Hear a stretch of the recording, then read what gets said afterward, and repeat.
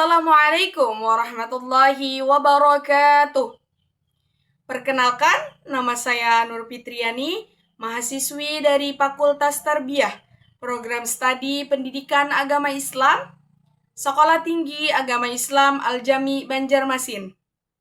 Sebelumnya saya berterima kasih kepada dosen pengempu mata kuliah Ulumul Quran, Bapak Mukhlis MPDI, yang telah membantu menyelesaikan artikel ilmiah ini.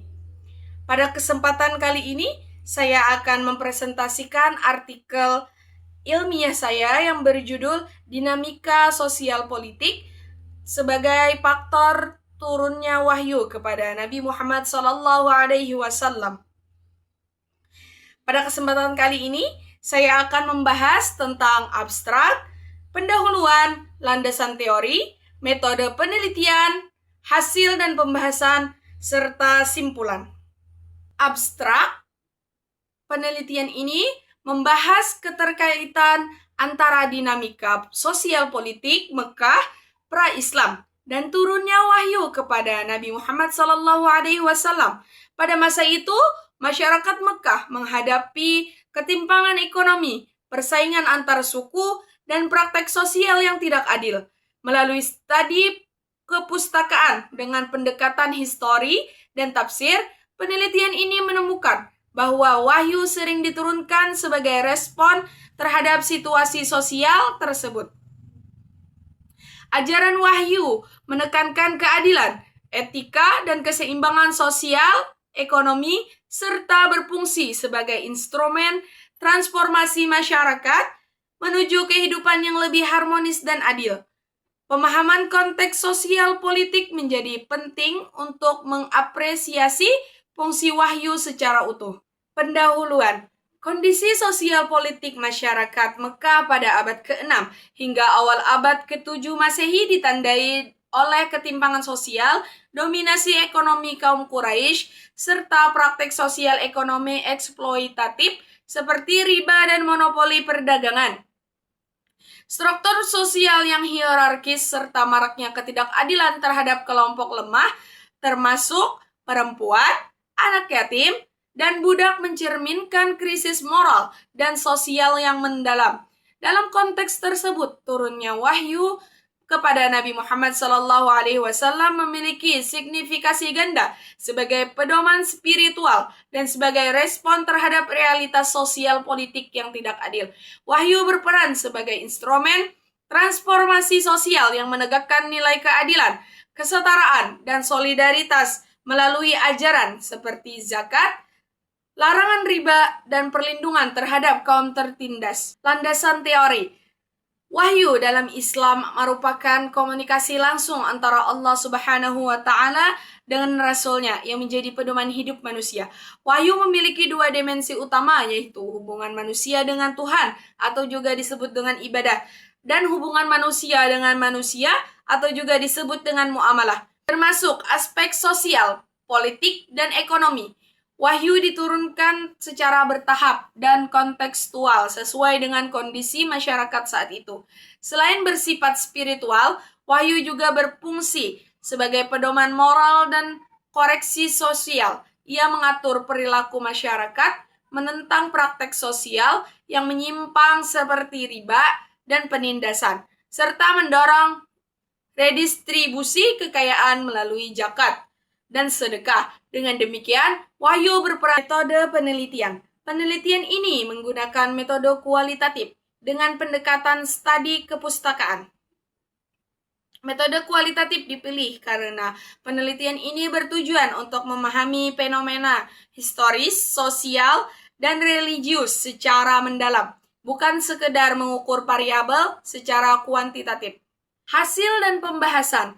Penelitian ini menguraikan hubungan antara dinamika sosial politik masyarakat Mekah pra-Islam, stratifikasi sosial yang tajam, dominasi suku Quraisy, dan ketimpangan ekonomi akibat praktik monopoli, riba, serta eksploitasi terhadap kelompok miskin, budak, dan pendatang. Kehidupan sosial diatur oleh hubungan kekerabatan dan status ekonomi. Sementara nilai kehormatan suku sering memicu konflik antar kelompok. Persaingan antar suku menciptakan ketegangan politik dan agama dijadikan alat kekuasaan oleh elit Quraisy. Dalam situasi ini, masyarakat membutuhkan pedoman moral dan hukum baru untuk mengatasi ketidakadilan sosial, ekonomi, dan politik. Kondisi tersebut menjadi latar belakang turunnya wahyu yang menekankan keadilan, kesetaraan, dan perlindungan terhadap kelompok lemah. Turunnya wahyu merupakan respon langsung terhadap ketimpangan dan krisis sosial di Mekah. Dalam bidang ekonomi, wahyu mengatur keadilan dalam redistribusi kekayaan melalui zakat, sedekah, dan larangan riba. Dalam bidang politik, wahyu menengahi konflik antar suku dengan ajaran persamaan hak dan perdamaian. Dalam bidang sosial, wahyu menegaskan perlindungan bagi anak yatim, janda, dan kaum miskin sebagai bentuk koreksi terhadap praktek eksploitatif. Wahyu berperan sebagai mekanisme etika yang menata ulang kehidupan sosial dan ekonomi masyarakat. Ajaran wahyu membawa perubahan besar pada tatanan masyarakat Mekah. Nilai-nilai keadilan dan solidaritas sosial mengurangi kesenjangan sosial, menumbuhkan empati terhadap kaum lemah, serta menciptakan stabilitas politik dan harmoni sosial. Prinsip zakat dan larangan riba membantu membangun keseimbangan ekonomi dan menurunkan potensi konflik antar suku.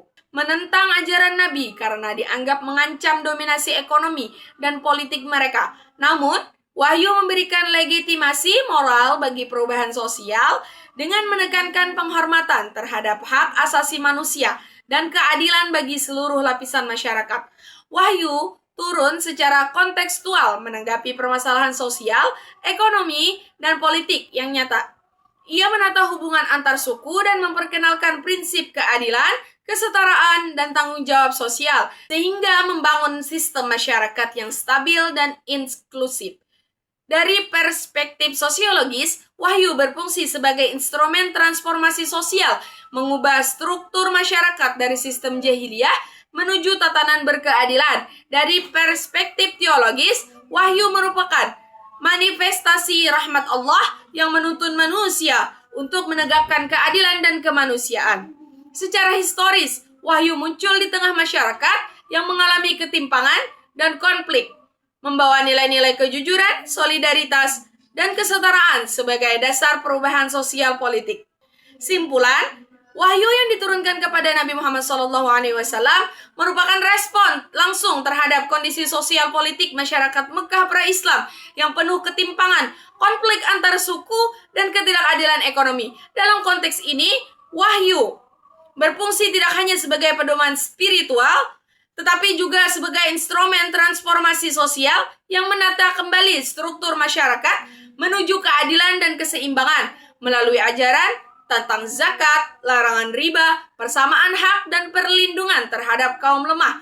Wahyu membangun dasar moral, hukum, dan ekonomi yang menumbuhkan solidaritas sosial dan stabilitas politik. Dengan demikian, wahyu memiliki peran strategis dalam membentuk masyarakat yang adil, harmonis, dan berperadaban, sekaligus menjadi bukti bahwa Islam hadir sebagai solusi nyata atas krisis sosial dan moral pada masa pra-Islam. Saya berharap melalui pembahasan ini, kita dapat memahami bahwa turunnya wahyu bukan hanya peristiwa spiritual, tetapi juga memiliki dimensi sosial yang tinggi dan historis yang sangat penting untuk dipelajari. Mungkin ini saja yang dapat saya sampaikan. Kurang lebihnya mohon dimaafkan, karena tidak ada mawar yang tak berduri, tak ada laut yang tak bergelombang, dan tak ada manusia yang tak luput dari kesalahan. Akhirul kalam, Assalamualaikum warahmatullahi wabarakatuh.